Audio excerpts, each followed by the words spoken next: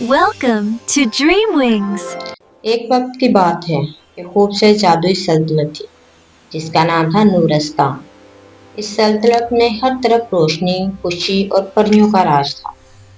लेकिन इस सल्तनत के एक कोने में एक अजीब सी कहानी छुपी थी। वहाँ एक परी रहती थी जिसका नाम था एलोरा। वो बाकी परियों से मुख्तलिफ थी। इसके परों में चमक नहीं थी, इसके बाल भी सुनहरी नहीं थे, बल्कि हल्के स्याह थे। और सबसे अजीब बात, वो रोशनी के बजाय साए पैदा करती थी। लोग इससे डरते थे, बाकी परियां इससे दूर रहती थी। वो कहती थी, ये रोशनी की परी नहीं, ये तो अंधेरे की निशानी है। एलोरा हमेशा अकेली रहती, लेकिन इसका दिल बहुत साफ था। वो हर रात छुपकर दूसरे लोगों की मदद करती, फूलों को खिलने में मदद देती, जख्मी जानवरों को ठीक करती, मगर कोई इसे देख नहीं पाता था। एक दिन सब कुछ बदल गया। एक सल्तनत में अचानक एक अजीब साया फैल गया। आसमान स्याह हो गया, हवा तेज चलने लगी और एक खौफनाक आवाज आई, नूरिस्तान अब मेरा है। ये था साया बादशाह, जो सदियों से कैद था और अब आजाद हो चुका था। सब परियां खौफजदा हो गई।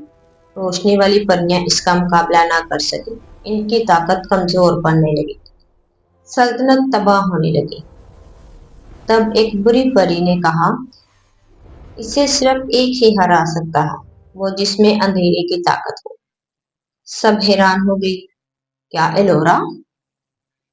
जब सब एलोरा के पास गई तो वो डर गई। तुम लोगों ने तो हमेशा मुझे बुरा समझा, अब क्यों आई हो? बुरी परी ने कहा, तुम अंधेरे की नहीं, तवाज़ुन की पारी हो। तुम रोशनी और सया दोनों को कंट्रोल कर सकती हो। ये सुनकर एलोरा की आंखों में आंसू आ गए। पहली बार किसी ने इसे कबूल किया था। एलोरा अकेली साया बादशाह के सामने गई। बादशाह हंसा, तुम तो मेरी ही तरह हो। एलोरा ने कहा, नहीं, मैं तुम्हारे जैसी नहीं हूँ। मैं अंधेरे को तबाह नहीं, इसे काबू करती हूँ। अचानक इसके परों से रोशनी और साए दोनों चमकने लगे। वो आधी रोशनी आधी अंधेरा बन गई। एक जबरदस्त रोशनी फूटी। इसने साया बादशाह को खत्म नहीं किया, बल्कि इसे रोशनी में बदल दिया। नूरस्तान दोबारा रोशन हो गया। अब सब परियां एलोरा को इज्जत देती थी और इसे कहा जाने लगा रोशनी और साया की मलका।